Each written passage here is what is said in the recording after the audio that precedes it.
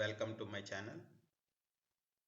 ఈ వీడియోలో మనం 2021 మే 1వ తేదీ నుండి 15వ తేదీ వరకు ఉన్న కరెంట్ అఫైర్స్ చూద్దాం.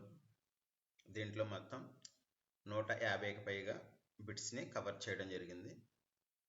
అంతర్జాతీయ అంశాలు, జాతీయ అంశాలు, ముఖ్యమైన తేదీలు, ఆంధ్రప్రదేశ్ అంశాలు, తెలంగాణ అంశాలు, ఆర్థిక అంశాలు, అలాగే సైన్స్ అండ్ టెక్నాలజీ, క్రీడలు, వార్తల్లో వ్యక్తులు, అవార్డులు కేటగిరీగా డివైడ్ చేసి కరెంట్ అఫైర్స్ ఇవ్వడం జరిగిందనమాట.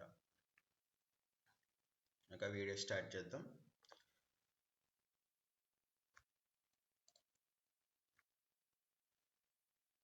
ముఖ్యమైన తేదీలు మరియు ఇతివృత్తాలు. అంతర్జాతీయ నో డైట్ డే ఎప్పుడు? అంతర్జాతీయ నో డైట్ డే ఎప్పుడు? కరెక్ట్ ఆన్సర్ మే 6. ప్రతి సంవత్సరం మే 6వ తేదీన అంతర్జాతీయ నో డైట్ డే దినోత్సవం జరుపుతారు. ఈ నో డైట్ డే అనేది మొట్టమొదటిగా 1992లో యూకేలో జరపబడింది. దీని యొక్క చిహ్నం లేత నీలం రంగు రిబ్బన్ అన్నమాట. అంతర్జాతీయ నో డైట్ డే సందర్భంగా ఇది ముఖ్యంగా డైట్ వల్ల జరిగే దుష్ఫలితాలను ఈ అంతర్జాతీయ నో డైట్ డే సందర్భంగా ప్రజలకు అవగాహన పెంచడానికి ఇది ఉపయోగపడుతుంది అన్నమాట. నెక్స్ట్, 3వ ఆర్కిటెక్ట్ సైన్స్ మినిస్టీరియల్ను ఏ దేశాలు సంయుక్తంగా నిర్వహించాయి?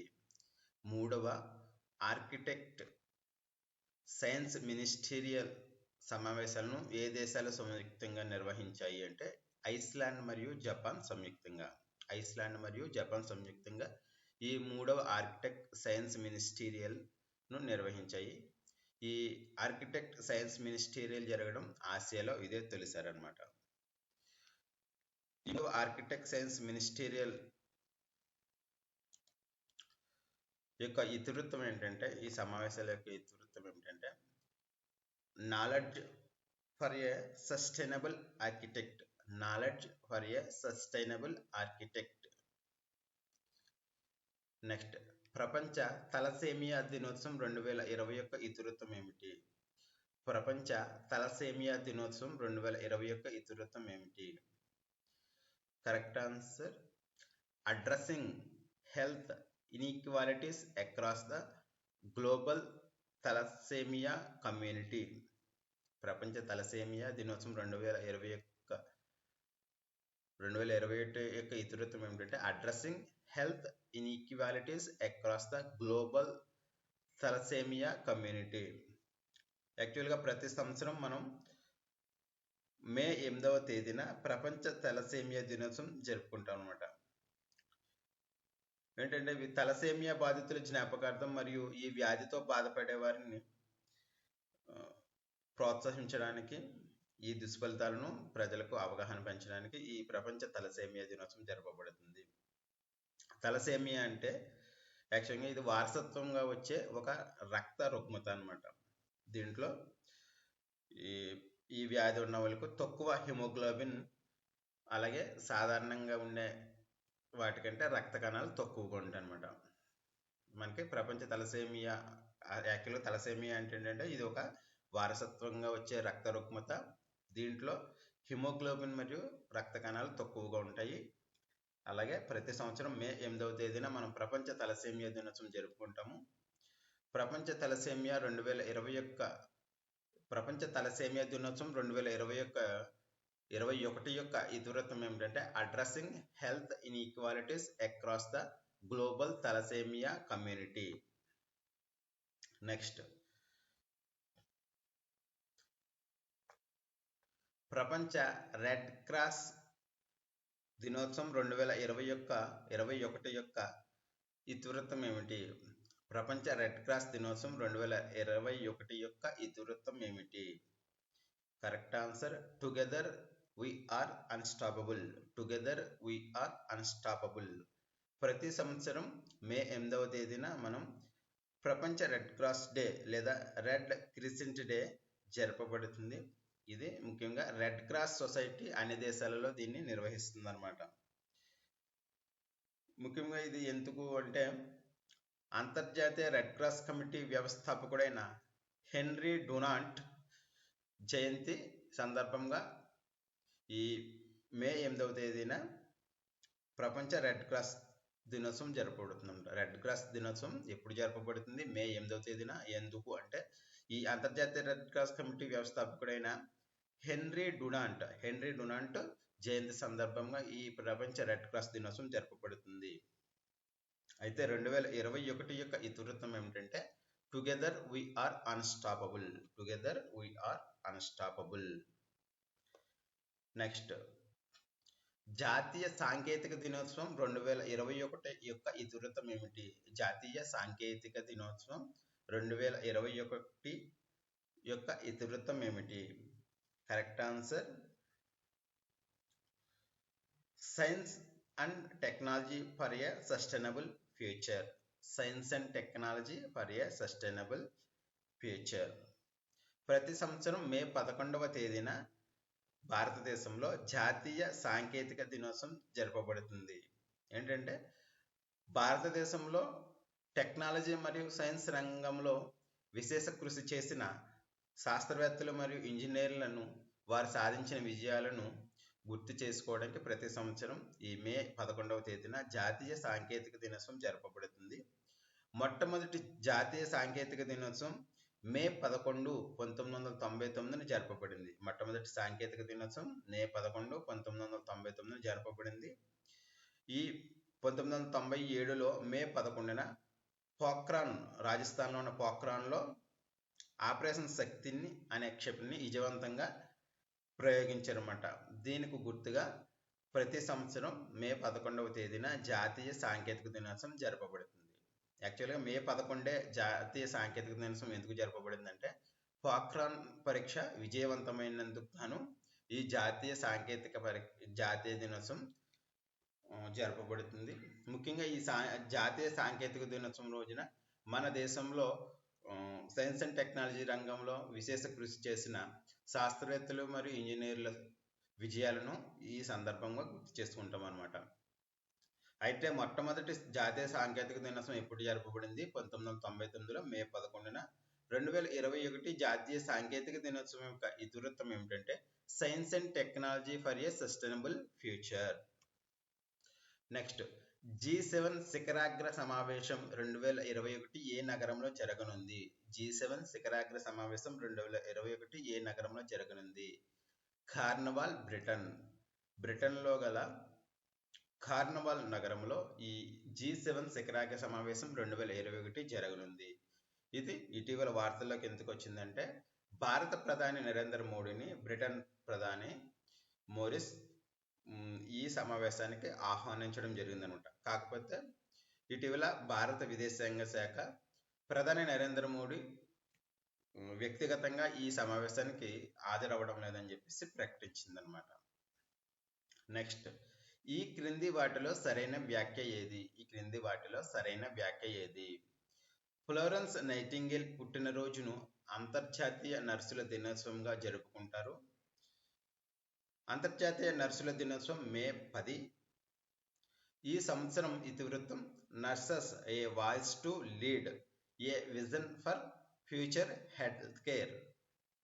ఇక్కడ మనకి 3 వ్యాఖ్యలు ఇవ్వడం జరిగింది. ఫస్ట్ ఏంటంటే ఫ్లోరెన్స్ నైటింగేల్ పుట్టినరోజున అంతర్జాతీయ నర్సుల దినోత్సవం జరుపుకుంటాము. అవును, ప్రతి సంవత్సరం అంతర్జాతీయ నర్సుల దినోత్సవం ఎప్పుడు జరుపుకుంటామంటే ఫ్లోరెన్స్ నైటింగేల్ పుట్టినరోజున జరుపుకుంటాం. అయితే అంతర్జాతీయ నర్సుల దినోత్సవం మే 12 అనమాట. అంటే ఇక్కడ సెకండ్ బి ఆప్షన్ తప్పించారు. యాక్చువల్గా అంతర్జాతీయ నర్సుల దినోత్సవం మే 12న ఫ్లోరెన్స్ నైటింగేల్ పుట్టినరోజు అనమాట. ఈ సందర్భంగా ప్రతి సంవత్సరం అంతర్జాతీయ నర్సుల దినోత్సవం జరపబడుతుంది. ఈ సంవత్సరం ఇతివృత్తం ఏమిటి అంటే 2021 యొక్క అంతర్జాతీయ నర్సుల దినోత్సవం యొక్క ఇతివృత్తం ఏమిటి? Nurses a voice to lead a vision for future health care. ఇది కూడా కరెక్ట్ ఆన్సర్. ఇచ్చిన 3 వ్యాఖ్యల్లో ఏ మరియు సి కరెక్ట్ అనమాట. బి తప్పు. ఎందుకంటే అంతర్జాతీయ నర్సుల దినోత్సవం మే 12. ఈ యాక్చువల్గా నర్సు వృత్తికే గౌరవం తెచ్చిన ఫ్లోరెన్స్ నైటింగేల్ మే 12, 1820 సంవత్సరంలో జన్మించడం జరిగిందనమాట. ఈమె 1854లో క్రిమియన్ యుద్ధం సందర్భంగా 38 నర్సుల బృందానికి నాయకత్వం వహించారు.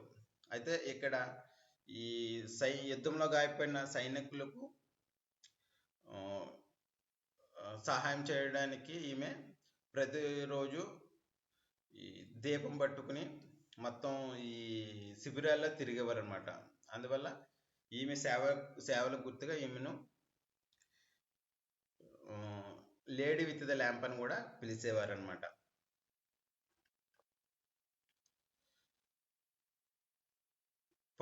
మొట్టమొదటి అంతర్జాతీయ నర్సుల దినోత్సవం ఎప్పుడు జరపబడిందంటే 1965లో జరపబడింది. ఓకే ఫ్రెండ్స్, అంతర్జాతీయ నర్సుల దినోత్సవం ఎప్పుడు? మే 12. ఎవరి గుర్తుగా మనం ఈ అంతర్జాతీయ నర్సుల దినోత్సవం జరుపుకుంటామంటే ఫ్లోరెన్స్ నైటింగేల్. మొట్టమొదటి అంతర్జాతీయ నర్సుల దినోత్సవం ఎప్పుడు జరపబడింది? 1965. 2021 అంతర్జాతీయ నర్సుల దినోత్సవం యొక్క ఇతివృత్తం ఏమిటి? Nurses a voice to lead, a vision for future health care. Next, అంతర్జాతీయ కుటుంబ దినోత్సవం యొక్క ఇతివృత్తం ఏమిటి? అంతర్జాతీయ కుటుంబ దినోత్సవం యొక్క ఇతివృత్తం ఏమిటి?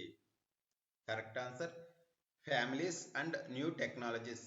Families and new technologies. ప్రతి సంవత్సరం మనం మే 15వ తేదీన అంతర్జాతీయ కుటుంబ దినోత్సవం జరుపుకుంటాము. మొట్టమొదటి అంతర్జాతీయ కుటుంబ దినోత్సవం 1993లో ఐక్యరాజ్య సమితి ప్రకటించింది. ప్రస్తుతం 2021కి సంబంధించి అంతర్జాతీయ కుటుంబ దినోత్సవం యొక్క ఇతివృత్తం ఏమిటంటే ఫ్యామిలీస్ అండ్ న్యూ టెక్నాలజీస్. కుటుంబాలు మరియు కొత్త సాంకేతికలు. ముఖ్యంగా ఈ తేదీని ఎందుకు మనం నిర్వహించుకుంటామంటే కుటుంబాలకు సంబంధించిన సమస్యలపై అవగాహనను ప్రోత్సహించడానికి మరియు కుటుంబాలను ప్రభావితం చేసే సామాజిక, ఆర్థిక మరియు జనాభా ప్రక్రియల పరిజ్ఞానాన్ని పెంచడానికి ఈ రోజున మనం దీన్ని అంతర్జాతీయ కుటుంబ దినోత్సవం జరుపుకుంటాం. అంటే కుటుంబంలో జరిగే సమస్యల గురించి ప్రజలకు అవగాహన కల్పించడానికి ఈ అంతర్జాతీయ కుటుంబ దినోత్సవం జరుపుకుంటాము. ఎప్పుడు? మే 15న. ఈ సంవత్సరం యొక్క ఇతివృత్తం ఏమిటి? Families and new technologies. Next,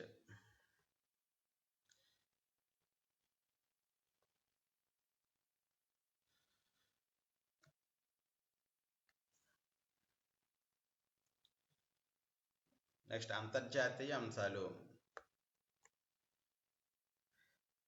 log బొమర్ ఉత్సవం ఏ దేశంలో జరుగుతుంది?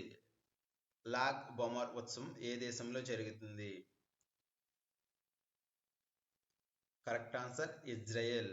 లాగ్ బొమర్ అనే ఉత్సవం ఇజ్రాయెల్లో జరుగుతుంది. ఇటీవల ఇది ఎందుకు వార్తల్లో నిలిచిందంటే ఈ లాగ్ బొమర్ ఉత్సవంలో గొడవలు జరిగి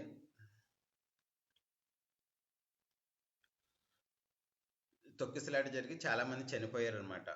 దానివల్ల ఇది ఇటీవల వార్తల్లో నిలిచింది.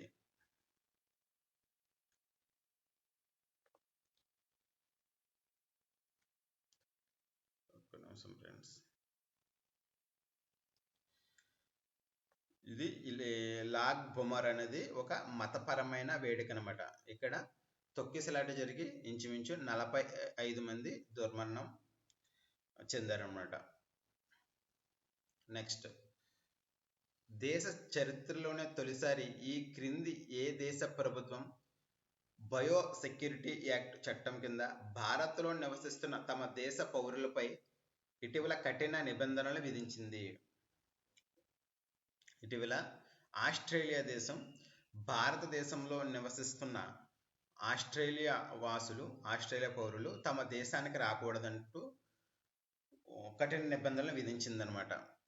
ఇది యాక్ట్ ఏంటంటే బయో సెక్యూరిటీ యాక్ట్ కింద తమ దేశ పౌరులు తమ సొంత దేశాలకు రావద్దంటూ ఆస్ట్రేలియా కఠిన ఆంక్షలు విధించడం జరిగిందనమాట. ఇలాగా ఆస్ట్రేలియా తమ దేశ పౌరులు సొంత దేశాలకు రావద్దని తొలిసారి ప్రకటించడం జరిగింది. నెక్స్ట్, కుక్కలు, పిల్లులు వంటి పెంపుడు జంతువులకు కరోనా వైరస్ సోకకుండా ఉండేందుకు కార్నివా కోప్ పేరుతో వ్యాక్సిన్ను రూపొందించిన దేశం ఏది? కార్నివాక్ కోవ్ పేరుతో పెంపుడు జంతువుల కోసం కార్నివాక్ కోవ్ పేరుతో కోవిడ్ వ్యాక్సిన్ను రూపొందించిన దేశం ఏది? Correct answer Russia. ఇటీవల రష్యాకు చెందిన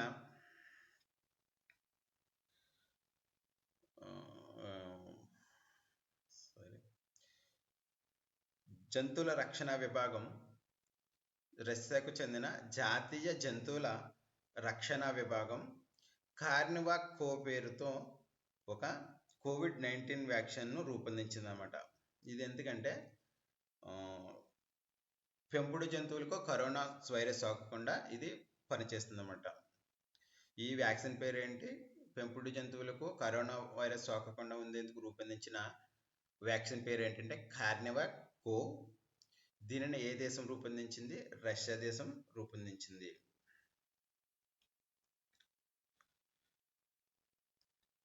నెక్స్ట్, WHO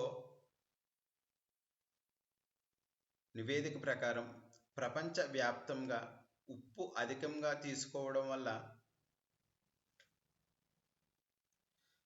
సంవత్సరానికి ఎంతమంది చనిపోతున్నారు? ఇటీవల ప్రపంచ ఆరోగ్య సంస్థ WHO ఒక గైడ్ లైన్స్ను జారీ చేయడం జరిగిందనమాట. అలాగే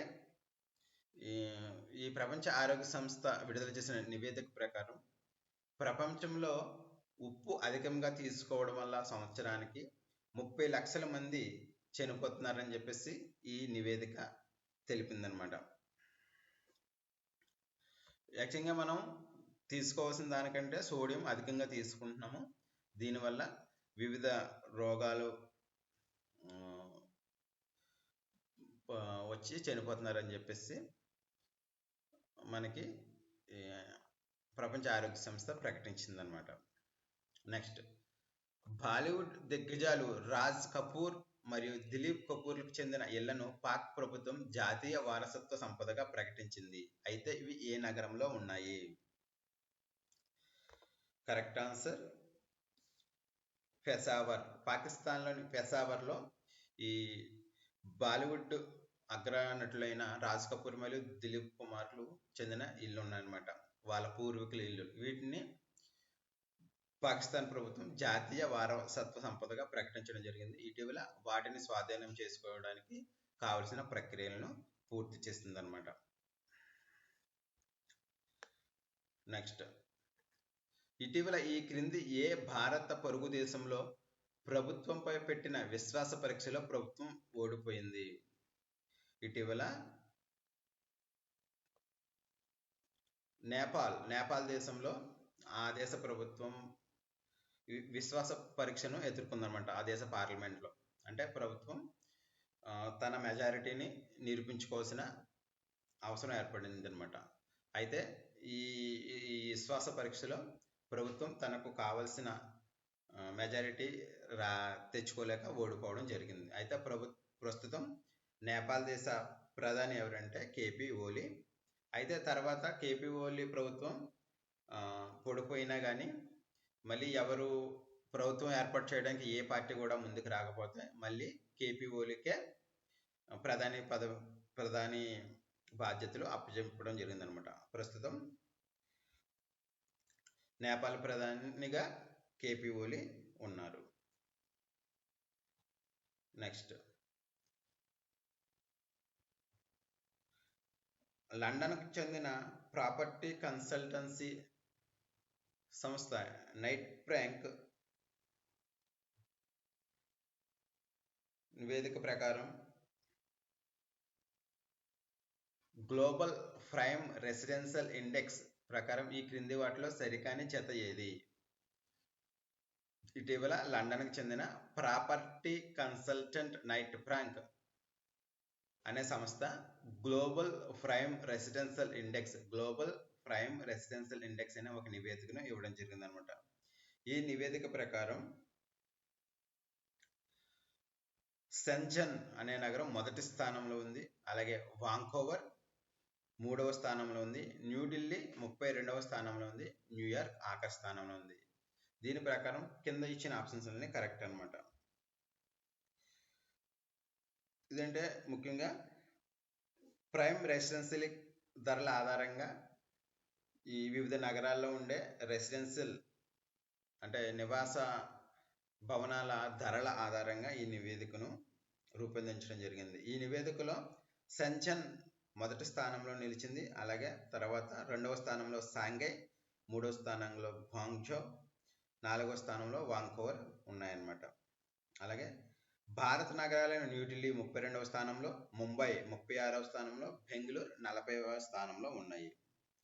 అలాగే ఈ నివేదికలో అట్టడుగున న్యూయార్క్ నగరం నిలిచింది. అంటే 46వ స్థానంలో న్యూయార్క్ ఉందన్నమాట. Next, global alliance for vaccine and immunization ప్రధాన కార్యాలయం ఎక్కడుంది? Global alliance for vaccine and immunization ప్రధాన కార్యాలయం ఎక్కడ ఉంది?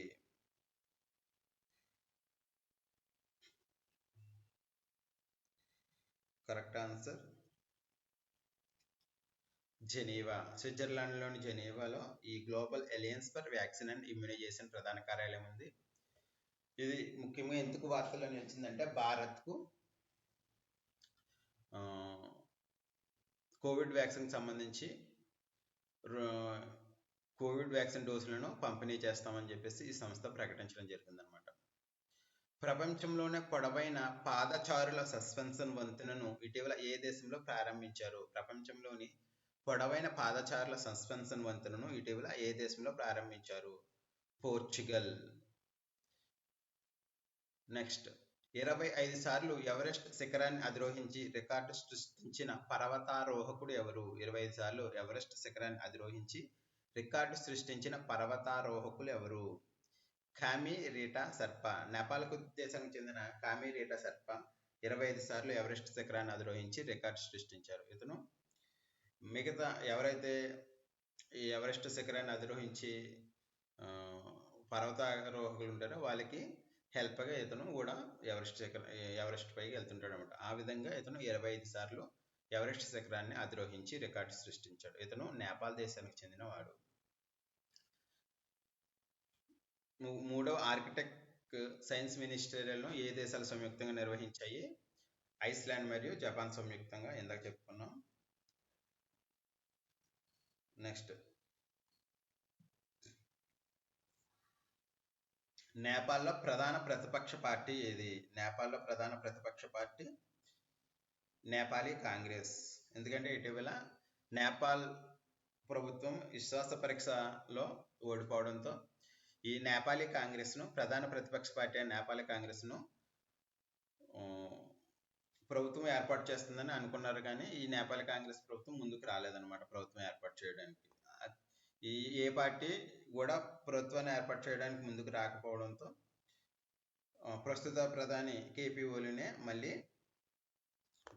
ప్రధానిగా నియమించడం జరిగింది, అవకాశం ఇచ్చారనమాట. అంటే అతనే మళ్ళీ ప్రభుత్వాన్ని ఏర్పాటు చేయడం జరిగింది, కేపీ ఓలీ. 2020 అంతర్జాతీయ మత స్వేచ్ఛపై నివేదికను విడుదల చేసిన దేశం ఏది?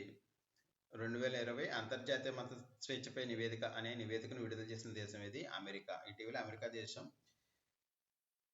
2020 అంతర్జాతీయ మత స్వేచ్ఛ అనే నివేదికను విడుదల చేసింది. దీనిలో భారత్లో మైనారిటీలపై ఎక్కువ దాడులు జరుగుతున్నాయని చెప్పేసి ఈ నివేదికలో చెప్పడం జరిగిందనమాట. అయితే ఈ నివేదికను భారత్ ఖండించింది. G7 శిఖరాగ్ర సమావేశం 2021 ఏ నగరంలో జరగనుంది? Carnival, Britain.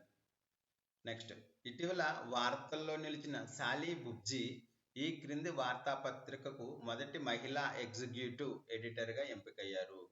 ది వాషింగ్టన్ పోస్ట్కు ఇటీవల సాలీ బుబ్జీ అనే మహిళ ఎగ్జిక్యూటివ్ ఎడిటర్గా నియమితులయ్యారట. ఈ విధంగా ఒక మహిళ ది వాషింగ్టన్ పోస్ట్కు ఎగ్జిక్యూటివ్ ఎడిటర్గా నియమితులవ్వడం ఇదే మొదటిసారి.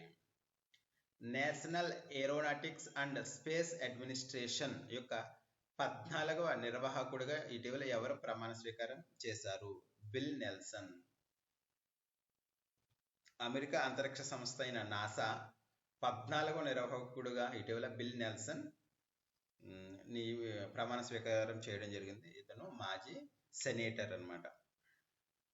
నెక్స్ట్, 12 నుంచి 15 ఏళ్ల మధ్య వయసున్న పిల్లలకు కోవిడ్ వ్యాక్సిన్ ఇచ్చేలా ఆమోదించిన ప్రపంచంలోనే తొలి దేశం ఏది?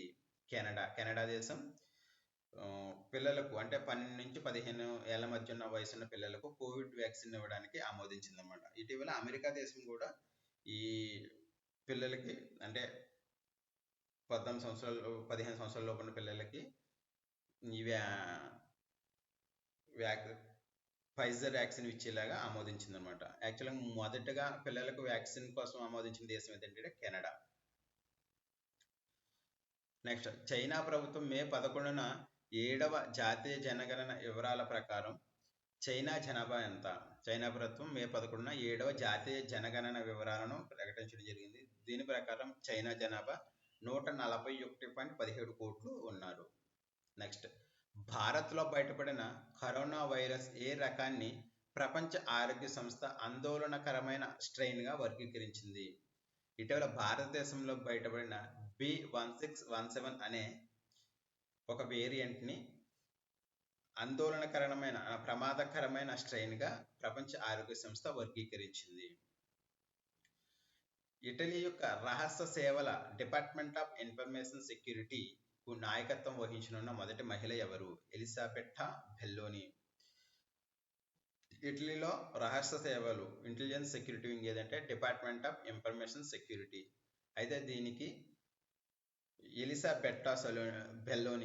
ఎలిజబెట్టా బెల్లోనిని ఆవిడని చైర్మన్గా నియమించడం జరిగింది. అయితే ఈ విధంగా ఈ ఇటలీలోని రహస్య సేవల విభాగానికి ఒక మహిళ అధిపతిగా నియమించడం ఇదే మొదటిసారి అన్నమాట. మొదటి బ్రిక్స్ ఎంప్లాయ్మెంట్ వర్కింగ్ గ్రూప్ సమావేశం ఇటీవల వర్చువల్ విధానంలో జరిగింది. అయితే దీనికి ఏ దేశం అధ్యక్షత వహించింది? భారత్. ఇటీవల మొదటి బ్రిక్స్ ఎంప్లాయ్మెంట్ వర్కింగ్ గ్రూప్ సమావేశం జరిగిందనమాట. అయితే దీనికి భారత్ అధ్యక్షత వహించింది. ఎందుకంటే 2021 సంవత్సరంలో బ్రిక్స్ చైర్మన్గా భారత్ ఉందన్నమాట.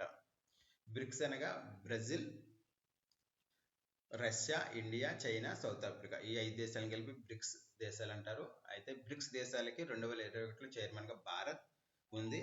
అందువల్ల ఇటీవల జరిగిన మొట్టమొదటి బ్రిక్స్ ఎంప్లాయ్మెంట్ వర్కింగ్ గ్రూప్ సమావేశానికి భారత్ అధ్యక్షత వహించింది.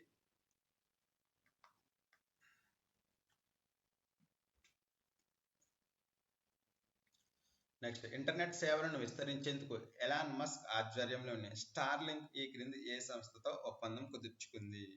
గూగుల్.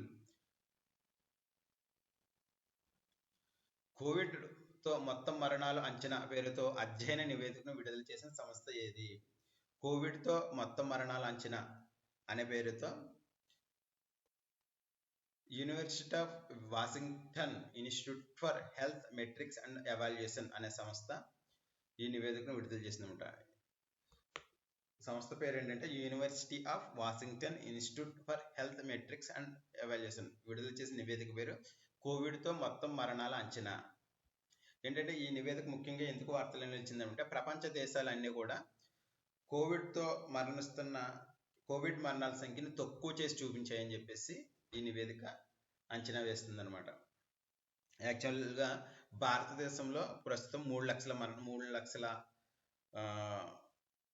మరణాలను చూపిస్తున్నారు.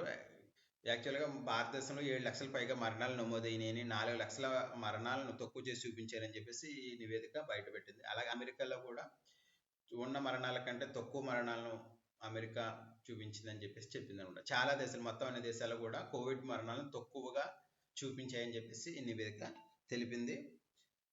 అయితే బ్రిటన్ మాత్రం కొద్దిగా పారదర్శకంగా వ్యవహరించిందని ఈ నివేదిక చెప్పడం జరిగిందనమాట. నెక్స్ట్, జాతీయ అంశాలు. 2021-22 ఆర్థిక సంవత్సరంలో తొలి విడత కింద రాష్ట్రాల విపత్తు స్పందన నిధికి కేంద్ర ప్రభుత్వం ఎంత మొత్తం నిధులు విడుదల చేసింది? 2021-22 ఆర్థిక సంవత్సరంలో తొలి విడత కింద రాష్ట్రాల విపత్తు స్పందన నిధికి కేంద్ర ప్రభుత్వం ఎంత మొత్తం నిధులు విడుదల చేసింది? 8,873 కోట్ల రూపాయలను విడుదల చేయడం జరిగింది. నెక్స్ట్, పశ్చిమ బెంగాల్ ముఖ్యమంత్రిగా మమతా బెనర్జీ ఏ శాసన సభ స్థానం నుండి పోటీ చేసి ఓడిపోయారు? ఇక్కడ ఏంటంటే పశ్చిమ బెంగాల్ ముఖ్యమంత్రి మమతా బెనర్జీ ఏ శాసనసభ స్థానం నుండి పోటీ చేసి ఓడిపోయారు? ఇటీవల జరిగిన పశ్చిమ బెంగాల్ ఎన్నికల్లో అక్కడ తృణమూల్ కాంగ్రెస్ మెజారిటీ స్థానాలు సాధించడం జరిగింది. అందువల్ల మమతా బెనర్జీ మళ్ళీ ముఖ్యమంత్రిగా ప్రమాణ స్వీకారం చేయడం జరిగింది అనమాట. అయితే ఈమె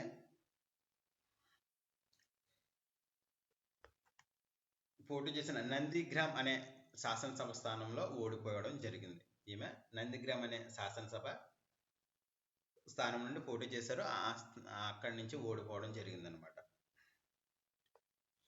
అయితే ఈమె 6 నెలలలోగా ఏదో ఒక శాసనసభ స్థానం నుండి పోటీ చేసి గెలవాల్సి ఉంటుంది ముఖ్యమంత్రి పదవిని నిలబెట్టుకోవడానికి. ఎందుకంటే అక్కడ ఎమ్మెల్సీ శాసనమండలి లేదు కాబట్టి కంపల్సరిగా ఏదో ఒక శాసనసభ అసెంబ్లీ స్థానం నుండి పోటీ చేసి గెలుపొందాల్సి ఉంటుంది. నెక్స్ట్, పశ్చిమ బెంగాల్ ముఖ్యమంత్రిగా మమతా బెనర్జీ వరుసగా ఎన్నోసారి ప్రమాణ స్వీకారం చేశారు? 3వసారి. నెక్స్ట్, ఏ రాష్ట్రంలో అమలవుతున్న మరాఠా రిజర్వేషన్లను రాజ్యాంగ విరుద్ధమని ఇటీవల సుప్రీంకోర్టు తీర్పు వెలువరించింది? మహారాష్ట్రలో అమలు చేస్తున్న మరాఠా రిజర్వేషన్లు రాజ్యాంగ విరుద్ధం అని చెప్పేసి ఇటీవల సుప్రీంకోర్టు సంచలన తీర్పును వెలువరించడం జరిగిందనమాట. ఎందుకంటే ఇక్కడ గతంలో సుప్రీంకోర్టు ఏ వర్గానికి ఇచ్చినా సరే మొత్తం రిజర్వేషన్లు 50% పెంచకూడదని చెప్పేసి ఒక సుప్రీంకోర్టు తీర్పు ఉందనమాట. దీనికి వ్యతిరేకంగా మహారాష్ట్ర 50% మించి రిజర్వేషన్లు ఇస్తుందని చెప్పేసి ఈ మరాఠా రిజర్వేషన్లను రాజ్యాంగ విరుద్ధమని చెప్పేసి సుప్రీంకోర్టు వెలువరించడం జరిగింది. తమిళనాడు నూతన ముఖ్యమంత్రి ఎవరు? తమిళనాడు నూతన ముఖ్యమంత్రి ఎంకే స్టాలిన్ ఇటీవల తమిళనాడు నూతన ముఖ్యమంత్రిగా ప్రమాణ స్వీకారం చేయడం జరిగింది. నెక్స్ట్, విచారణ సందర్భంగా మౌఖికంగా చేసిన వ్యాఖ్యలు తీర్పులో భాగం కాదని సుప్రీంకోర్టు ఏ కేసులో భాగంగా సుప్రీంకోర్టు స్పష్టం చేసింది? ఇటీవల మద్రాస్ హైకోర్టు మరియు కేంద్ర ఎన్నికల సంఘానికి ఒక డిస్ప్యూట్ వచ్చిందనమాట. ఎందుకంటే మద్రాస్ హైకోర్టు ఒక కేసు విచారణ సందర్భంగా కేవలం ఎన్నికల సంఘం వల్లే ఈ COVID-19 విస్తరించిందని, ఈ ఎన్నికల సంఘం సరైన చర్యలు తీసుకోకపోవడం వల్ల కోవిడ్ విజృంభించిందని చెప్పేసి మద్రాస్ హైకోర్టు ఘాటు వ్యాఖ్యలు చేసింది. అలాగే ఈ ఎన్నికల సంఘంలోని అధికారులపై హత్యా నేరాపణలతో కేసు పెట్టాలని చెప్పేసి కూడా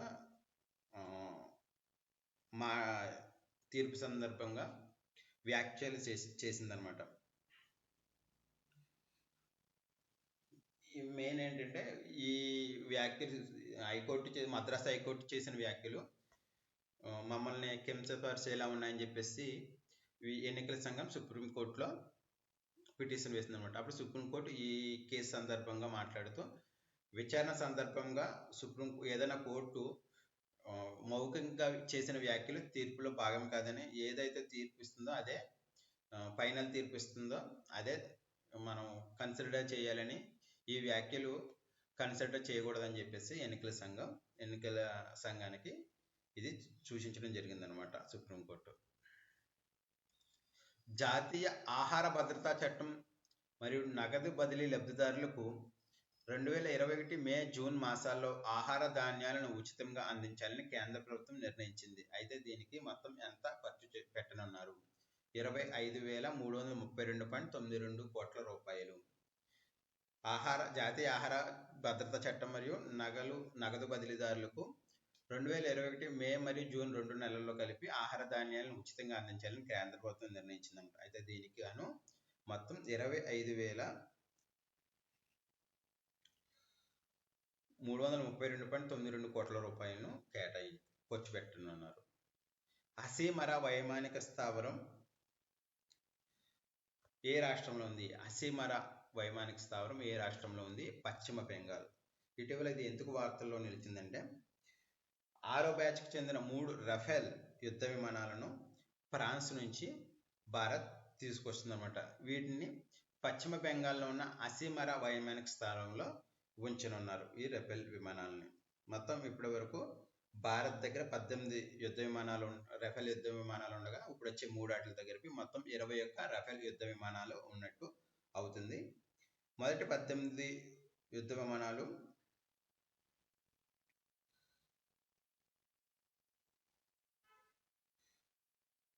రాజస్థాన్లో ఉన్నాయన్నమాట. నెక్స్ట్, అస్సాం నూతన ముఖ్యమంత్రి ఎవరు? అస్సాం నూతన ముఖ్యమంత్రి హిమంత్ బిశ్వ శర్మ. అస్సాం ముఖ్యమంత్రి హిమంత బిశ్వ శర్మ అన్నమాట. ఇటీవల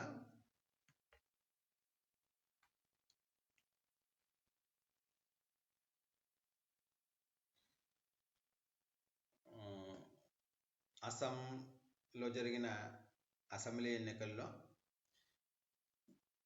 బీజేపీ పార్టీ మెజారిటీ స్థానాలను కైవసం చేసుకోవడం జరిగింది.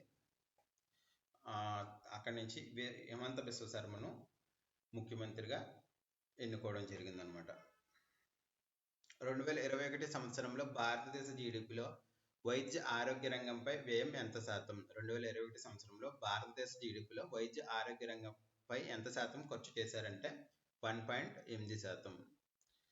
వైద్య రంగానికి బడ్జెట్ కేటాయింపుల్లో సముచిత ప్రాధాన్యం ఇచ్చే దేశాల జాబితాలో 189 దేశాలకు గాను భారత్ ఎన్నవ స్థానంలో నిలిచింది? 179వ స్థానం.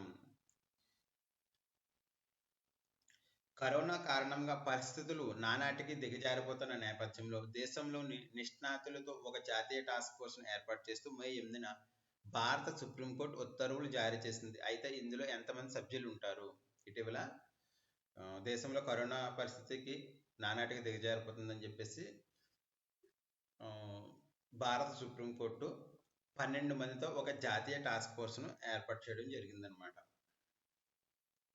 శ్రీ బద్రీనాథ్ ధామ్ను ఆధ్యాత్మిక స్మార్ట్ హిల్ టౌన్గా అభివృద్ధి చేసేందుకు ఈ క్రింది ఏ రంగానికి చెందిన ప్రభుత్వ రంగ సంస్థలు శ్రీ బద్రీనాథ్ ఉత్తన్ చారిటబుల్ ట్రస్ట్తో అవగాహన ఒప్పందం కుదుర్చుకున్నాయి?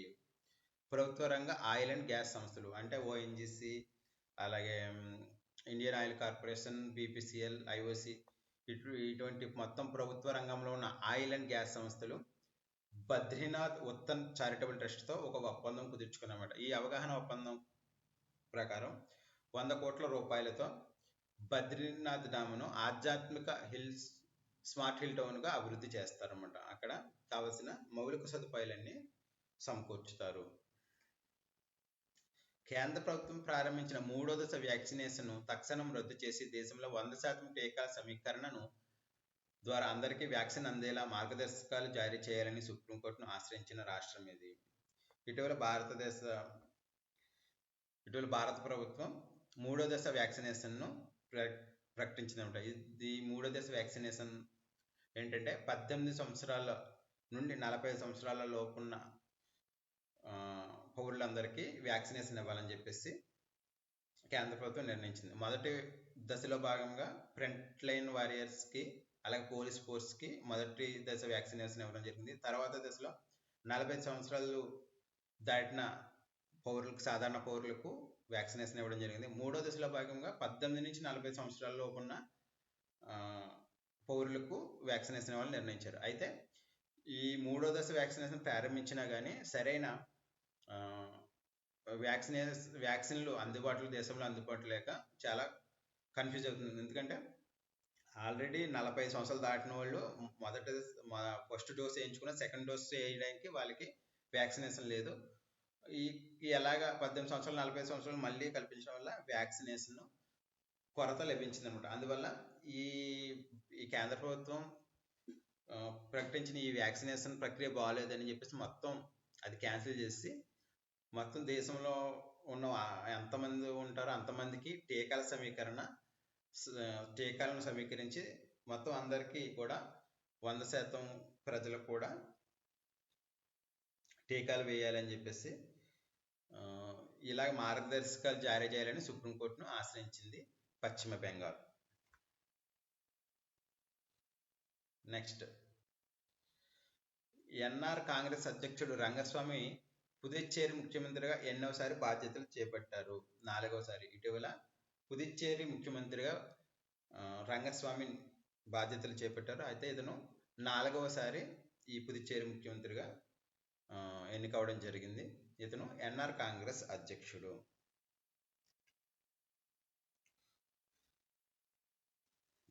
భూగర్భ జలాల క్షీణతను అరికట్టడానికి మరియు వర్షపు నీటిని పొదుపు చేయడానికి అటవీ చెరువుల ఫారెస్ట్ పాండ్స్ నిర్మిస్తున్న రాష్ట్రం ఏది? హిమాచల్ ప్రదేశ్. ఇటీవల హర్ ఘర్ జల్ జాబితాలో చేరిన 4వ రాష్ట్రం ఏది? 4వ రాష్ట్రం లేదా కేంద్రపాలిత ప్రాంతం పుదుచ్చేరి.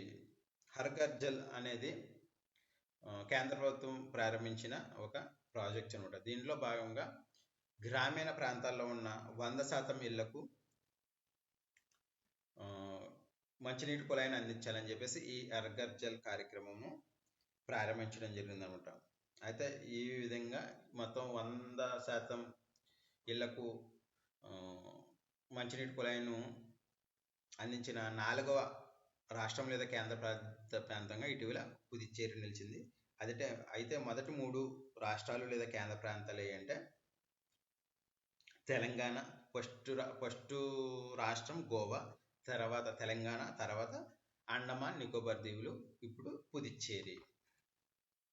నెక్స్ట్, ఇటీవల ఏ దేశం 4 లక్షల లీటర్ల ఆక్సిజన్ ఉత్పత్తి చేసే సామర్థ్యం ఉన్న ఆక్సిజన్ ప్లాంట్ను భారతదేశానికి అందించింది? జర్మనీ. ఇటీవల జర్మనీ దేశం 4 లక్షల లీటర్ల ఆక్సిజన్ ఉత్పత్తి చేసే సామర్థ్యం ఉన్న ఆక్సిజన్ ప్లాంట్ను భారతదేశానికి ఇవ్వడం జరిగిందనమాట. భారత స్నేహపూర్వక దేశాలు అందిస్తున్న ఆక్సిజన్ సిలిండర్లు మరియు భారీ ఆక్సిజన్ ట్యాంకర్లను అలాగే వైద్య పరికరాలను భారతదేశానికి చేరవేసేందుకు భారత నౌకాదళం చేపట్టిన కార్యక్రమం ఏది? సముద్ర సేతు 2. ఇట భారత నౌకాదళం సముద్ర సేతు 2 అనే ప్రాజెక్టును చేపట్టింది. దీంట్లో భాగంగా వివిధ దేశాలు భారతదేశానికి అందించే సహాయ పరికరాలను, ఆక్సిజన్ సిలిండర్లను ఇది ఆ దేశం నుంచి భారతదేశానికి చేరవేస్తుంది అనమాట. ఈ కార్యక్రమం పేరు ఏంటంటే సముద్ర సేతు 2 చేపట్టిన భద్రతా దళం ఇది భారత నౌకాదళం. నెక్స్ట్, పాసేజ్ పేరుతో నావికాదళ విన్యాసాలు ఏ దేశాల మధ్య జరుగుతాయి? భారత్ మరియు ఇండోనేషియా. ప్రతి సంవత్సరం భారత్ మరియు ఇండోనేషియా దేశాల మధ్య పాసెక్స్ పేరుతో నావికాదళ విన్యాసాలు జరుగుతాయి అన్నమాట. ఇటీవల అరేబియా సముద్రంలో ఈ పాసేజ్ నావికాదళ విన్యాసాలు జరగడం జరిగింది. నెక్స్ట్, భారత సుప్రీంకోర్టు ఇండికేటివ్ నోట్స్ పేరుతో కొత్త ఫీచర్ను అందుబాటులోకి తీసుకొచ్చింది. అయితే దీని ఉద్దేశం ఏంటి? సుప్రీంకోర్టు యొక్క మైలురాయి తీర్పుల యొక్క సంక్షిప్త సారాంశాలను సులభంగా అందించడం. ఇటీవల భారత ప్రధాన న్యాయమూర్తి జస్టిస్ రమణ సుప్రీంకోర్టు వెబ్సైట్లో ఇండికేటివ్ నోట్స్ పేరుతో ఒక కొత్త ఫీచర్ను ప్రారంభించారన్నమాట. దీని యొక్క ఉద్దేశం ఏంటంటే సుప్రీంకోర్టులో ఇంతవరకు ఉన్న ముఖ్యమైన కేసులు ఉంటాయి కదా, వాటికి సంబంధించిన తీర్పులను ప్రజలకు అలాగే మీడియా వాళ్ళకి అందరికీ అర్థమయ్యే రూపంలో సంక్షిప్తంగా వాటి సారాంశాన్ని అందిస్తారనమాట ఇండికేటివ్స్ నోట్స్లో. నెక్స్ట్, రైతు సమ్మాన్ నిధి కింద మే 14, 2020 నాటికి ఎంత మొత్తం రైతులకు అందజేశారు? 1,35,00,00,000 కోట్ల రూపాయలు. మే 14న 8వ విడత రైతు సమ్మాన్ నిధి సంబంధించిన డబ్బులను ప్రధాని నరేంద్ర మోడీ విడుదల చేశారన్నమాట. అంటే దీని ప్రకారం ఈ రైతు సమ్మాన్ నిధి ప్రకారం రైతులకు ఈ మొత్తం సంవత్సరానికి 6,000 చొప్పున డబ్బులు వాళ్ళ అకౌంట్లో వేస్తారు. మే 14న కూడా ఒక 8వ విడత ఈ నిధులను విడుదల చేయడం జరిగిందనమాట. ఈ 8వ విడత విడుదల చేసిన నిధులతో కలిపి మొత్తం రైతు సమ్మాన్ నిధి కింద 1,35,000 కోట్ల రూపాయలను రైతులకు అందజేసినట్లు ప్రధాని నరేంద్ర మోడీ ప్రకటించారు.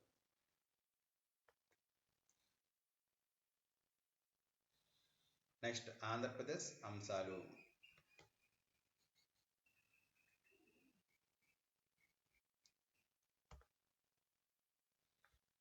కడప ఉక్కు పనుల్ని ఏ సంస్థకు అప్పగించాలని ఆంధ్రప్రదేశ్ మంత్రివర్గం నిర్ణయించింది?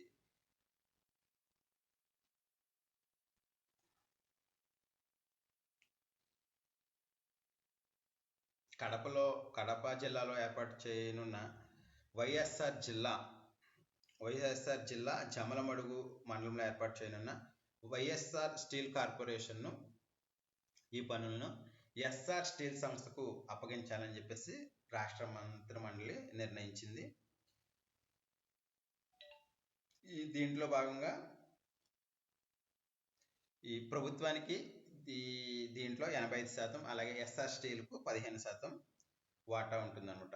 తర్వాత ఈ ఉత్పత్తి ప్రారంభమైన తర్వాత ఈ వాటాను ఈ ఎస్ఆర్ స్టీల్స్ కొనాల్సి ఉంటుందన్నమాట. నాడు నేడు కింద పాఠశాలల్లో మౌలిక సౌకర్యాల కల్పనకు ఉద్దేశించిన సాల్ట్ సపోర్టింగ్ ఆంధ్రాస్ లెర్నింగ్ ట్రాన్స్ఫర్మేషన్కు 10 ఏళ్లలో ఈ రుణం తీర్చేలా ప్రపంచ బ్యాంకు నుంచి ఎంత మొత్తం రుణం తీసుకోనున్నారు?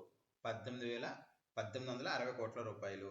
ఇటీవల ఆంధ్రప్రదేశ్ రాష్ట్ర ప్రభుత్వం సాల్ట్ పేరుతో ఒక కార్యక్రమాన్ని డిజైన్ చేసిందనమాట. Supporting Andhra's learning transformation. ఇది నాడు నేడు పథకంలో భాగంగా పాఠశాలలో మౌలిక సదుపాయాలు కల్పిస్తారు. దీనికోసం ప్రపంచ బ్యాంకు నుంచి 1860 కోట్ల రూపాయలను రుణంగా సమీకరించనున్నారు. దీనిని ఈ 1860 కోట్ల రూపాయలను 10 సంవత్సరాలలో తీర్చేలాగా ఈ ప్రపంచ బ్యాంకుతో ఒప్పందం చేసుకున్నారన్నమాట.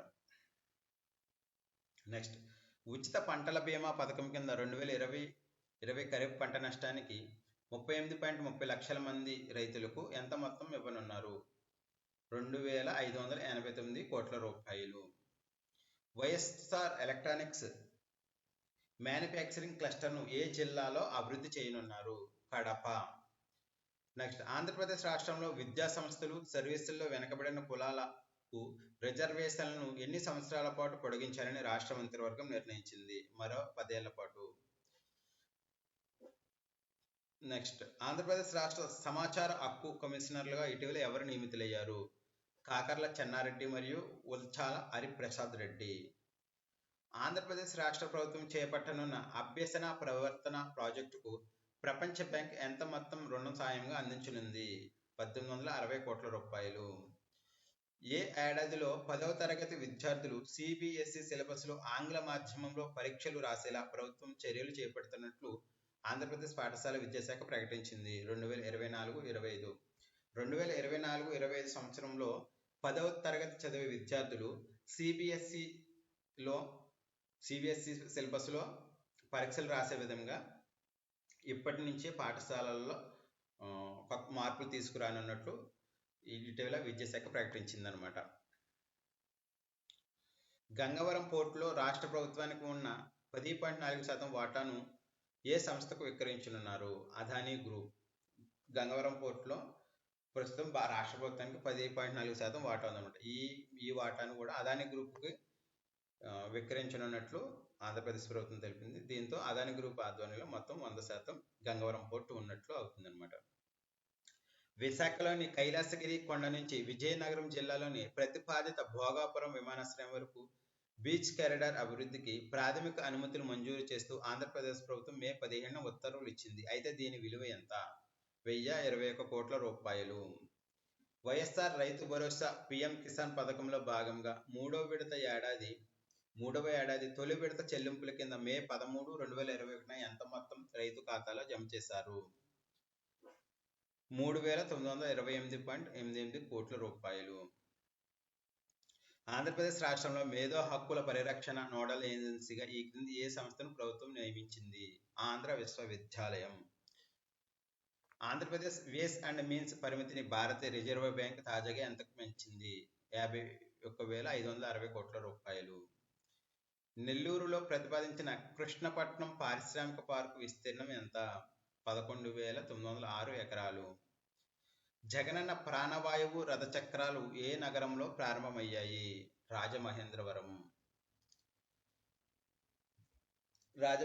రాజమహేంద్రంలో రాజమండ్రి ఎంపీ అయిన భరత్ ఈ ప్రాణవాయువు రథచక్రాలు అనే ఈ ఆక్సిజన్ ఆన్ వీల్స్ అనే 2 బస్సులను ప్రారంభించడం జరిగింది అనమాట. ఆర్టీసీకి చెందిన బస్సులను ఈ ప్రాణవాయు రథచక్రాలుగా తీర్చిదిద్దారు. ఎవరైనా సీరియస్ కండిషన్లో ఆక్సిజన్ అవసరం ఉండి వచ్చిన పేషెంట్లు వాళ్ళకి ఆసుపత్రిలో బెడ్ దొరకకపోతే హాస్పిటల్లో బెడ్ దొరికే వరకు ఈ బస్సుల్లో అంటే ఈ ప్రాణవాయు రథ చక్రాల్లో వాళ్ళకి ట్రీట్మెంట్ అందిస్తారన్నమాట. ఎప్పుడైతే బెడ్ ఖాళీ అయిందో వీరిని ఆ బెడ్ మీదకి షిఫ్ట్ చేయడం జరుగుతుంది. ఇది ప్రయోగాత్మకంగా రాజమండ్రిలో ప్రారంభించారు. అక్కడి ఎంపీ ఎంవి భరత్. మే 14న జరిగిన 8వ విడత రైతు సమ్మాన్ నిధి విడుదల కార్యక్రమంలో ప్రధాని నరేంద్ర మోడీ ఆంధ్రప్రదేశ్ రాష్ట్రానికి చెందిన మహిళా రైతు వన్నూరమ్మను అభినందించారు. అయితే ఆమె ఏ జిల్లాకు చెందినవారు? ఇటీవల మే 14న 8వ విడత రైతు సమ్మాన్ నిధును విడుదల చేశారు. అంటే రైతులకు రైతు సమ్మాన్ నిధులను విడుదల చేయడం జరిగిందన్నమాట. దీంట్లో భాగంగా దేశంలో వివిధ రాష్ట్రాల్లో ఉన్న రైతులతో ప్రధాని నరేంద్ర మోడీ ముచ్చటించడం జరిగింది. ఈ విధంగా ఆంధ్రప్రదేశ్ రాష్ట్రంలో అనంతపురం జిల్లాలో ఉన్న వన్నూరమ్మ అనే ఒక మహిళా రైతుతో ప్రధాని నరేంద్ర మోడీ సంభాషించడం జరుగుతుంది. ఈమె తనకున్న 4 ఎకరాల పొలంలో ప్రకృతి వ్యవసాయ సేద్యం ద్వారా అద్భుత ఫలితాలు సాధించారు. అలాగే ఈమెతో పాటు పక్కనున్న గూడానికి చెందిన 150 పైగా మహిళలను కూడా తనతో పాటు వాళ్ళకి కూడా ప్రకృతి వ్యవసాయం నేర్పించి వాళ్ళని కూడా అభివృద్ధి దశలో తీసుకెళ్తున్నారని చెప్పేసి ప్రధాని నరేంద్ర మోడీ ఆమెను అభినందించడం జరిగిందనమాట. నెక్స్ట్ తెలంగాణ అంశాలు. 2021 మే 1న మంత్రి పదవి నుండి తొలగించే నాటికి ఈటెల రాజేందర్ ఏ పోర్ట్ఫోలియోని చూస్తున్నారు? రాష్ట్ర వైద్య ఆరోగ్య శాఖ. తెలంగాణ రాష్ట్ర వైద్య ఆరోగ్య శాఖ మంత్రి అయిన ఈటెల రాజేందర్ను ఇటీవల మంత్రి పదవి నుంచి తొలగించడం జరిగిందనమాట. నల్లరేగడి నేలల్లో సాగుకు అనువైన SVT 68 అనే జొన్న వంగడాన్ని ఈ క్రింది ఏ వ్యవసాయ పరిశోధన సంస్థ ఆవిష్కరించింది? తాండూరు వ్యవసాయ పరిశోధనా స్థానం, వికారాబాద్. వినియోగదారులే స్వయంగా సెల్ ఫోన్తో మీటర్ రీడింగ్ను స్కాన్ చేసి బిల్లు తీసుకునే మొబైల్ యాప్ను అందుబాటులోకి తీసుకొచ్చిన తెలంగాణ విద్యుత్ పంపిణీ సంస్థ ఇది. TSSPDCL. తెలంగాణ రాష్ట్ర సౌత్ పవర్ డిస్ట్రిబ్యూషన్ లిమిటెడ్ అయిన TSSPDCL ఇటీవల ఒక యాప్ని తీసుకురావడం జరిగిందన్నమాట. ఈ యాప్లో భాగంగా ప్రజలే నేరుగా తమ మీటర్ను రీడ్ చేసి స్కాన్ చేసి తమ బిల్లును తామే జనరేట్ చేసుకోవచ్చు అనమాట. Indian chamber of commerce, the energy research institute సంయుక్తంగా ప్రకటించే గ్రీన్ ఊర్జా 2020 పురస్కారాల్లో భాగంగా గ్రిడ్ అనుసంధానిత పునరుత్పాదక విద్యుత్ విభాగంలో తొలి స్థానంలో నిలిచి గ్రీన్ అవార్డును దక్కించుకున్న విద్యుత్ పంపిణీ సంస్థ ఏది? TSSPDCL. నెక్స్ట్ స్పుత్నిక్ V టీకాను భారతదేశంలో తొలిసారిగా ఏ నగరంలో పంపిణీ చేశారు? హైదరాబాద్. ఇటీవల రష్యా నుంచి భారతదేశానికి స్పుత్నిక్ V 15 లక్షల డోసులు రావడం జరిగింది. అయితే దీనిని భారతదేశంలో తొలిసారిగా హైదరాబాద్లో పంపిణీ చేశారు. ఆర్థిక అంశాలు. ప్రముఖ ఆర్థిక సేవల సంస్థ గోల్డ్మన్ సాక్స్ ఈ ఆర్థిక సంవత్సరంలో భారత వృద్ధి రేటు అంచనాను ఎంత శాతానికి తగ్గించింది? 11.1%. నెక్స్ట్ కోవిడ్ సంబంధిత వైద్య విభాగాలకు ఎంత మొత్తం ఆన్ ట్యాప్ నిధులను అందుబాటులోకి తెచ్చినట్లు RBI గవర్నర్ శక్తికాంత దాస్ ప్రకటించారు. ఇటీవల మే 4, 2021న భారత RBI గవర్నర్ శక్తికాంత దాస్ సుమారు 50,000 కోట్ల రూపాయలను వైద్య విభాగాలకు ఆన్ ట్యాప్ నిధులుగా అందజేయనున్నట్లు తెలిపారనమాట. నెక్స్ట్ 2020-21 సంవత్సరానికి 205 మిలియన్ టన్నుల సరుకును రవాణా చేసి దేశంలో మొదటి స్థానంలో నిలిచిన రైల్వే జోన్ ఏది? తూర్పు కోస్తా railway. Industrial development bank of India ఎప్పుడు ప్రారంభించబడింది? 1964. 1964లో industrial development bank of India స్థాపించబడింది. ఇటీవల దీన్ని పూర్తిగా ప్రైవేటైజేషన్ చేయనున్నట్లు కేంద్ర ప్రభుత్వం ప్రకటించిందనమాట. ఈ క్రింది ఏ బ్యాంకును రిజర్వ్ బ్యాంక్ ఆఫ్ ఇండియా చట్టం 1934లోని 2వ షెడ్యూల్ నుండి ఆర్బీఐ మినహాయించింది? లక్ష్మీ విలాస్ బ్యాంక్. లక్ష్మీ విలాస్ బ్యాంకును RBI reserve bank of India చట్టం 1934 2వ షెడ్యూల్ నుంచి తొలగించడం జరిగిందన్నమాట. దీంతో ఇప్పుడు Lakshmi Vilas bank commercial bank హోదాను, షెడ్యూల్ కమర్షియల్ బ్యాంక్ హోదాను కోల్పోతుంది అనమాట. రిజర్వ్ బ్యాంక్ ఆఫ్ ఇండియా యొక్క 2వ షెడ్యూల్లో పేర్కొన్న రిజర్వ్ బ్యాంక్ ఆఫ్ ఇండియా చట్టం 1934 యొక్క 2వ షెడ్యూల్లో పేర్కొన్న బ్యాంకును ఏమంటారు? Schedule commercial bank. అంటే schedule commercial bank reserve bank of India చట్టం 1934 2వ షెడ్యూల్లో ఉంటే ఆ బ్యాంకును షెడ్యూల్ కమర్షియల్ బ్యాంక్ అంటారన్నమాట. ఇటీవల లక్ష్మీ విలాస్ బ్యాంకు ఈ హోదాను తొలగించడం జరిగిందనమాట.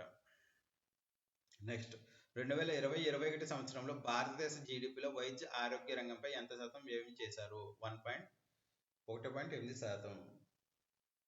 Next connected commerce creating a road map for a digitally inclusive Bharat అనే నివేదికను ఈ క్రింది ఏ సంస్థతో కలిసి నీతి ఆయోగ్ విడుదల చేసింది? మాస్టర్ కార్డ్ అనే సంస్థతో కలిపి నీతి ఆయోగ్ ఇటీవల connected commerce creating a road map for a digitally inclusive Bharat అనే నివేదికను విడుదల చేసింది. నెక్స్ట్ ఇటీవల భారతదేశానికి $1 బిలియన్ విలువైన సుమారు 7,400 కోట్ల క్రిప్టో కరెన్సీని విరాళంగా ఇచ్చిన విటాలిక్ బుటెరిన్ ఈ క్రింది ఏ క్రిప్టో కరెన్సీ సహ వ్యవస్థాపకుడు? ఎథీరియం అనేది ఒక క్రిప్టో కరెన్సీ. దీన్ని స్థాపకుల్లో ఒకరైన విటాలిక్ బుటెరిన్ భారతదేశానికి సుమారు 7,400 కోట్ల రూపాయలు విలువ చేసే క్రిప్టో కరెన్సీని విరాళంగా ప్రకటించారు. 2020లో రెమిటెన్స్ల ద్వారా ఏ దేశీయులు తమ సొంత దేశానికి అధిక మొత్తం పంపించారు? భారతీయులు. అంటే విదేశాల్లో ఉంటున్న భారతీయులు తమ సొంత దేశానికి, ఎవరైతే విదేశాల్లో ఉంటున్నారో వాళ్ళు తమ సొంత దేశానికి రెమిటెన్స్ ద్వారా అమౌంట్ పంపిస్తారన్నమాట. ఈ విధంగా భారతీయులు, వివిధ దేశాల్లో ఉంటున్న భారతీయులు భారతదేశానికి అత్యధిక మొత్తం పంపించారు. తర్వాత స్థానంలో చైనీయులు ఉన్నారు. ఆన్లైన్ రియాలిటీ సంస్థ housing.com విడుదల చేసిన state of health care in India నివేదిక ప్రకారం భారతదేశంలో ఆరోగ్య మౌలిక సదుపాయాల పరంగా అత్యంత సన్నద్ధమైన నగరం ఏది? అంటే ఆరోగ్యంగా ఎక్కువ హాస్పిటల్స్ ఉన్న, మంచి సదుపాయాలు, ఆరోగ్య సదుపాయాలు ఉన్న భారతీయ నగరం ఏదంటే పూణే అనమాట. దీన్ని housing.com అనే సంస్థ విడుదల చేసింది. నివేదిక పేరు state of health care in India. Next ఎన్ని కోట్ల రూపాయల వ్యయంతో అడ్వాన్స్డ్ కెమిస్ట్రీ సెల్ బ్యాటరీ నిల్వల కోసం ఉత్పత్తి అనుసంధానిత ప్రోత్సాహక పథకానికి కేంద్ర మంత్రివర్గం మే 12న ఆమోదం తెలిపింది? మే 12న కేంద్ర ప్రభుత్వం అడ్వాన్స్ కెమిస్ట్రీ సెల్ నిల్వల కోసం ఉత్పత్తి అనుసంధానిత ప్రోత్సాహక పథకాన్ని ప్రకటించిందట. దీని విలువ ఎంతంటే 18,100 కోట్ల రూపాయలు. World economics situation and prospects నివేదికను ఏ సంస్థ విడుదల చేసింది? ఐక్యరాజ్య సమితి ఇటీవల world economic situation and prospects అనే నివేదికను విడుదల చేసింది. ఈ నివేదిక ప్రకారం భారతదేశం 2022లో ప్రపంచంలోనే ఎక్కువ ఆర్థిక వృద్ధి నమోదు చేసే దేశంగా నిలుస్తుందని చెప్పేసి ఐక్యరాజ్యసమితి ప్రకటించింది అనమాట. 2021-22 ఆర్థిక సంవత్సరం భారతదేశ వృద్ధి అంచనాలను అంతర్జాతీయ రేటింగ్ దిగ్గజ సంస్థ మూడీస్ ఎంత శాతానికి తగ్గించింది? 9.3%. ఇటీవల ఫిబ్రవరి 2021లో మూడీస్ సంస్థ భారతదేశం 2021-22 ఆర్థిక సంవత్సరంలో 13.7% వృద్ధి చెందుతుందని అంచనా వేసింది. అయితే తాజాగా ప్రకటించిన అంచనాల్లో దానిని 9.3%కి తగ్గించింది. నెక్స్ట్ వైమానిక సంస్థ గో ఫస్ట్ పేరుతో రీబ్రాండ్ చేయబడింది. అయితే దీని యొక్క నినాదం ఏమిటి? వైమానిక సంస్థ అయిన గో ఎయిర్ ఇటీవల గో ఫస్ట్ పేరుతో పేరు మార్చబడింది అనమాట. అయితే ఇప్పుడు దీనికి కొత్తగా ఒక నినాదాన్ని కూడా ఏర్పాటు చేసుకున్న దాని పేరు ఏంటంటే యూ కమ్ ఫస్ట్ అనేది ఈ గో ఫస్ట్ బ్రాండ్ యొక్క నినాదం అనమాట. ఇంటర్నెట్ సేవలను విస్తరించేందుకు ఎలాన్ మస్క్ ఆధ్వర్యంలోని స్టార్లింక్ ఈ క్రింది ఏ సంస్థతో ఒప్పందం కుదుర్చుకుంది? గూగుల్. నెక్స్ట్ 2022లో లోనార్ మిషన్ను ప్రారంభించడానికి డాగ్ కోయిన్ను చెల్లింపుగా అంగీకరించిన సంస్థ ఏది? Space X. ఇటీవల వార్తల్లో ఇచ్చిన డాగ్ కోయిన్ అనే ఒక డిజిటల్ కరెన్సీని 2021లో స్పేస్ ఎక్స్ సంస్థ ప్రారంభించే లోనార్ మిషన్కు చెల్లింపుగా అంగీకరిస్తుందన్నమాట. Science and technology. Single dose Sputnik vaccine ఏ పేరుతో మార్కెట్లోకి విడుదలయ్యింది? Sputnik light. ప్రస్తుతం ఏ కోవిడ్ వ్యాక్సిన్ తీసుకున్నా 2 డోసులు తీసుకోవాల్సి వస్తుందన్నమాట. అయితే కేవలం 1 డోస్తో సరిపోయే స్పుత్నిక్ వ్యాక్సిన్ను రష్యా విడుదల చేసింది. దీని పేరు Sputnik light. Long March 5B ర్యాకెట్ను ఏ దేశం ప్రయోగించింది? లాంగ్ మార్చ్ 5B అనే ర్యాకెట్ను చైనా ప్రయోగించింది. ఇటీవల లాంగ్ మార్చ్ 5B అనేది వార్తల్లో నిలిచింది అనమాట. ఎందుకంటే ఇది అంతరిక్షంలో తన కంట్రోల్ని కోల్పోయి భూమి మీదకి పడిపోయింది అనమాట. ఇది జనావాసాల్లో ఉన్న ప్రదేశాల్లో పడిపోతుందని చెప్పేసి చాలామంది ఊహించడం జరిగింది. అందువల్ల ఇది వార్తల్లో నిలిచింది. నెక్స్ట్, కోవిడ్-19 నియంత్రణకు 2-డియాక్సీ-డి గ్లూకోజ్ అనే ఔషధాన్ని ఈ క్రింది ఏ సంస్థ అభివృద్ధి చేసింది? DRDO. కోవిడ్-19 వ్యాధిగ్రస్తులను త్వరగా కోలుకోవడానికి ఉపయోగపడే 2-డియాక్సీ-2-డిజి అనే ఔషధాన్ని ఇటీవల DRDO అభివృద్ధి చేయడం జరిగింది. ఇటీవల వార్తల్లో నిలిచిన ఐరన్ డోమ్ అనేది ఈ క్రింది ఏ దేశానికి చెందిన వాయు రక్షణ వ్యవస్థ? ఇజ్రాయెల్. ఇటీవల వార్తల్లో నిలిచిన ఐరన్ డోమ్ అనేది ఈ క్రింది ఏ దేశానికి చెందిన వాయు రక్షణ వ్యవస్థ అంటే ఇజ్రాయెల్. ఇటీవల ఇజ్రాయెల్ మరియు గాజా మధ్య భీకరమైన దాడులు జరుగుతాయన్నమాట. అయితే ఈ గాజా వైపు నుంచి వచ్చే దాడులను ఐరన్ డోమ్ అనే రక్షణ వ్యవస్థ ఎక్కడికక్కడ ఆప్ చేస్తుంది అనమాట. ఈ విధంగా ఈ ఐరన్ డోమ్ అనేది ఇటీవల వార్తల్లో నిలిచింది. ఇటీవల వార్తల్లో నిలిచిన OX5034 అనేది జన్యు మార్పిడి చేసిన దోమలు. ప్రస్తుతం దోమలను అంతమొందించేందుకు జన్యు మార్పిడి చేసే దోమలను ఇటీవల అమెరికాలో విడుదల చేయడం జరిగింది అనమాట. దీని పేరేంటే OX5034. ఈ జన్యు మార్పిడి చేసిన దోమలు మిగతా దోమలతో కలవడం వల్ల ఈ మిగతా దోమలు చనిపోతాయి అన్నమాట. 12 నుంచి 15 ఏళ్ల మధ్య వయసున్న పిల్లలకు కోవిడ్ వ్యాక్సిన్ ఇచ్చేలా ఆమోదించిన ప్రపంచంలో తొలి దేశం కెనడా. నెక్స్ట్, భారత్లో బయటపడిన కరోనా వైరస్ ఏ రకాన్ని ప్రపంచ ఆరోగ్య సంస్థ ఆందోళనకరమైన స్ట్రెయిన్గా వర్గీకరించింది? B1617. క్రీడలు. పోర్చుగీస్ గ్రాండ్ ప్రీ 2021 విజేత ఎవరు? Lewis Hamilton. ఈ క్రింది వాటిలో ఎవరు అంతర్జాతీయ Olympic committee believe in sports ప్రచారానికి రాయబారిగా ఎంపికయ్యారు? మిచెల్ లీ అథ్లెట్ కెనడా మరియు PV సింధు ఇండియా. మిచెల్ లీ కెనడా అథ్లెట్ అయిన మిచెల్ లీ అథ్లెట్ మరియు PV సింధు ఈ అంతర్జాతీయ Olympic committee believe in sports ప్రచారానికి రాయబారులుగా ఎంపికయ్యారు. F1 స్పానిష్ గ్రాండ్ ప్రీ 2021 విజేత ఎవరు? Lewis Hamilton. 2021 Laureus world sports అవార్డులలో స్పోర్ట్స్ మ్యాన్ ఆఫ్ ది ఇయర్గా ఎవరు ఎంపికయ్యారు? Rafael Nadal. ఇటీవల లారస్ సంస్థ ప్రకటించిన లారస్ వరల్డ్ స్పోర్ట్స్ అవార్డుల్లో sports man of the year అవార్డును రాఫెల్ నాదల్ గెలుపొందడం జరిగింది. అలాగే 2021 లారస్ వరల్డ్ స్పోర్ట్స్ అవార్డుల్లో స్పోర్ట్స్ ఉమెన్ ఆఫ్ ది ఇయర్గా నవోమి ఒసాకా ఎంపికయ్యారు. మాడ్రిడ్ ఓపెన్ 2021 పురుషుల సింగిల్స్ టైటిల్ విజేత ఎవరు? అలెగ్జాండర్ జ్వెరవ్. మాడ్రిడ్ ఓపెన్ 2021 పురుషుల సింగిల్స్ టైటిల్ విజేత అలెగ్జాండర్ జ్వెరవ్. మాడ్రిడ్ ఓపెన్ 2021 మహిళల సింగిల్స్ టైటిల్ విజేత సబలెంకా. 25 సార్లు ఎవరెస్ట్ శిఖరాన్ని అధిరోహించి రికార్డు సృష్టించిన పర్వతారోహకుడు ఎవరు? కామిరీటా షెర్పా. ఇటీవల మృతి చెందిన MK కౌశిక్ ఈ క్రింది ఏ క్రీడతో సంబంధం కలిగి ఉన్నాడు? హాకీ మాజీ క్రీడాకారిణి MK కౌశిక్ ఇటీవల మరణించడం జరిగింది. ఫార్ములా 1 కెరీర్లో 100వ పోల్ పొజిషన్ను సాధించి రికార్డు సృష్టించిన ఆటగాడు ఎవరు? Lewis Hamilton.